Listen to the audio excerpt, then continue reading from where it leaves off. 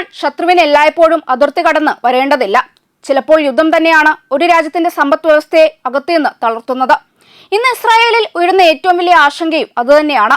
Hamas, Hezbollah, Iran തുടങ്ങി വിവിധ മുന്നണികളിൽ ഒരേ സമയം പോരാടുന്ന ഇസ്രായേൽ സൈനികമായി ശക്തി പ്രകടിപ്പിക്കുമ്പോൾ മറുവശത്ത് ആ യുദ്ധങ്ങളുടെ ചെലവ് രാജ്യത്തിന്റെ സമ്പദ് വ്യവസ്ഥയെയും സാമൂഹിക മേഖലയെയും സമ്മർദ്ദത്തിലാക്കുകയാണ്. ഒരു വശത്ത് കൂടുതൽ സുരക്ഷയ്ക്കായി ബില്യൺ കണക്കിന് ഡോളറുകൾ പ്രതിരോധ മേഖലയ്ക്ക് ഒഴുക്കുമ്പോൾ മറുവശത്ത് വിദ്യാഭ്യാസം, ആരോഗ്യം, സാമൂഹികക്ഷേമം തുടങ്ങിയ മേഖലകളിൽ വെട്ടിക്കുറക്കലിന്റെ നിഴൽ വീഴുകയാണ്. ഇസ്രായേലിനെ ഒരു സൂപ്പർ സ്പാർട്ടയാക്കി മാറ്റണമെന്ന പ്രധാനമന്ത്രി ബെഞ്ചമിൻ നെതന്യാഹുവിന്റെ സ്വപ്നം രാജ്യത്തെ കൂടുതൽ സുരക്ഷിതമാക്കുമോ അതോ സാമ്പത്തികമായി കൂടുതൽ ദുർബലമാക്കുമോ എന്ന ചോദ്യമാണ് ഇപ്പോൾ ശക്തമായി ഉയരുന്നത്. 2023 ഒക്ടോബർ 7 ഹമാസ് നടത്തിയ അപ്രതീക്ഷിത ആക്രമണത്തിന് ശേഷം മിഡിൽ ഈസ്റ്റ് മേഖലയിൽ രൂപപ്പെട്ട സംഘർഷ പരമ്പര ഇസ്രായേലിന്റെ ചരിത്രത്തിലെ ഏറ്റവും ചെലവേറിയ സുരക്ഷാ പ്രതിസന്ധികളിലൊന്നായി മാറുകയാണ് ഉണ്ടായത്. Bank of Israel governor Amir യാരോണിന്റെ കണക്കുകൾ പ്രകാരം 2023 ഒക്ടോബർ മുതൽ 2026 ഏപ്രിൽ വരെ നടന്ന യുദ്ധങ്ങളുടെയും സൈനിക നടപടികളുടെയും ആകെ ചെലവ് എന്ന് പറയുന്നത് 405 ബില്യൺ ഷെക്കലാണ്. ഡോളറിൽ കണക്കാക്കുമ്പോൾ ഏകദേശം 138 ബില്യൺ ഡോളറാണ് അത്. ഇസ്രായേലിന്റെ മൊത്ത ആഭ്യന്തര ഉൽപാദനത്തിന്റെ 17% വരുന്ന ഈ കണക്ക് രാജ്യത്തിന്റെ സാമ്പത്തിക ഘടനയിൽ യുദ്ധം സൃഷ്ടിച്ച ആഘാതത്തിന്റെ വ്യാപ്തി വ്യക്തമാക്കുന്ന ഒന്നാണ്. ഈ ചെലവുകൾ യുദ്ധഭൂമിയിൽ മാത്രം ഒതുങ്ങുന്നില്ല. ഇറാനെതിരായ സൈനിക നടപടികൾ മാത്രം ഏതാനും ആഴ്ചക്കുള്ളിൽ 35 ബില്യൺ ഷെക്കൽ അധിക ചെലവുണ്ടാക്കിയെന്നാണ് ധനകാര്യ മന്ത്രാലയത്തിന്റെ വിലയിരുത്തൽ. അതേസമയം 2023 ഒക്ടോബറിന് മുമ്പുണ്ടായിരുന്നതിനേക്കാൾ ഇരട്ടിയിലധികമാണ് ഇന്ന് ഇസ്രായേലിന്റെ പ്രതിരോധ ബജറ്റ്. സൈനിക ആവശ്യങ്ങൾ നിറവേറ്റുന്നതിനായി സർക്കാർ അന്താരാഷ്ട്ര വിപണികളിൽ നിന്ന് വൻതോതിൽ വായ്പ എടുക്കേണ്ട സാഹചര്യവും രൂപപ്പെട്ടു. യുദ്ധത്തിനു മുമ്പ് GDP-യുടെ 60% പൊതുകടം ഇന്ന് 69% ഉയരുകയാണ് ഉണ്ടായത്.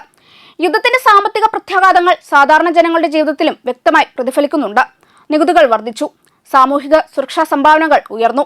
അതേസമയം സർക്കാർ ചെലവുകൾ നിയന്ത്രിക്കാനുള്ള ശ്രമങ്ങളുടെ ഭാഗമായി വിദ്യാഭ്യാസം, ആരോഗ്യം, അടിസ്ഥാന സൗകര്യ വികസനം തുടങ്ങിയ മേഖലകളിലെ നിക്ഷേപങ്ങൾ സമ്മർദ്ദം നേരിടുകയാണ്. ജെറുസലേമിലെ ഹീബ്രു സർവകലാശാലയിലെ സാമ്പത്തിക ശാസ്ത്രജ്ഞൻ എസ്റ്റബൺ ക്ലോറിന്റെ അഭിപ്രായത്തിൽ യുദ്ധത്തിന്റെ യഥാർത്ഥ വില ഇസ്രായേലികൾ ഇപ്പോൾ മാത്രമാണ് അടയ്ക്കാൻ തുടങ്ങുന്നത്. അദ്ദേഹത്തിന്റെ വിലയിരുത്തൽ പ്രകാരം ഭാവിയിൽ സ്കൂളുകളുടെ നിലവാരത്തെയും ആശുപത്രികളുടെ പ്രവർത്തനക്ഷമതയെയും പൊതുസേവനങ്ങളുടെ ഗുണനിലവാരത്തെയും ഈ ചെലവുകൾ ഗണ്യമായി ബാധിച്ചേക്കാം. അതേസമയം ഇസ്രായേൽ സമ്പദ് വ്യവസ്ഥയുടെ പ്രതിരോധ ശേഷിയും ശ്രദ്ധേയമാണ്. യുദ്ധത്തിന്റെ ആദ്യഘട്ട ആഘാതത്തിൽ നിന്ന് രാജ്യം താരതമ്യേന വേഗത്തിൽ കരകയറി. 2024 GDP യുദ്ധത്തിന് മുമ്പുള്ള നിലവാരത്തിലേക്ക് തിരിച്ചെത്തി. എന്നിരുന്നാലും സാമ്പത്തിക വളർച്ചയുടെ പിന്നിൽ മറഞ്ഞിരിക്കുന്ന വെല്ലുവിളികൾ ചെറുതല്ല. 10,000-കണക്കിന് റിസർവിസ്റ്റുകളെ തുടർച്ചയായി സൈനിക സേവനത്തിനായി വിളിച്ചു വരുത്തുന്നത് തൊഴിലാളിക്ഷാമത്തിന് കാരണമാകുന്നു. വ്യവസായങ്ങളിലും ബിസിനസ് സ്ഥാപനങ്ങളിലും ജോലി ചെയ്യേണ്ട ആളുകൾ സൈന്യത്തിൽ സേവനമനുഷ്ഠിക്കുമ്പോൾ ഉൽപാദനക്ഷമത കുറയുന്നത് സ്വാഭാവികമാണ്. ഇസ്രായേൽ ഡെമോക്രസി ഇൻസ്റ്റിറ്റ്യൂട്ടിന്റെ സർവേയും ഈ യാഥാർത്ഥ്യം വ്യക്തമാക്കുന്ന ഒന്നുതന്നെയാണ്. 2023 ഒക്ടോബർ മുതൽ തങ്ങളുടെ വരുമാനം കുറഞ്ഞതായി 1/3 ആളുകൾ അഭിപ്രായപ്പെട്ടു. പ്രത്യേകിച്ച് സ്വയം തൊഴിൽ ചെയ്യുന്നവരും താഴ്ന്ന വരുമാന വിഭാഗങ്ങളും കൂടുതൽ ബുദ്ധിമുട്ട് നേരിടുന്നതായി കണ്ടെത്തി. യുദ്ധത്തിന്റെ സാമ്പത്തിക ഭാരം സമൂഹത്തിലെ ദുർബല വിഭാഗങ്ങളെയാണ് ഏറ്റവും കൂടുതൽ ബാധിക്കുന്നത് എന്നതിന്റെ തെളിവാണിത്.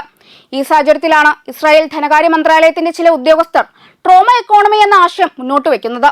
ഒക്ടോബർ 7 ആക്രമണത്തിന്റെ ആഘാതം കാരണം സുരക്ഷാ സംവിധാനങ്ങൾക്ക് കൂടുതൽ ധനസഹായം നൽകണമെന്ന പൊതുസമ്മർദ്ദം രൂപപ്പെടുന്നുവെന്നാണ് അവരുടെ വിലയിരുത്തൽ. എന്നാൽ സുരക്ഷയും സാമ്പത്തിക സ്ഥിരതയും തമ്മിൽ സന്തുലിതാവസ്ഥ ഉണ്ടാകേണ്ടത് അനിവാര്യമാണെന്നും അവർ മുന്നറിയിപ്പ് നൽകുന്നു.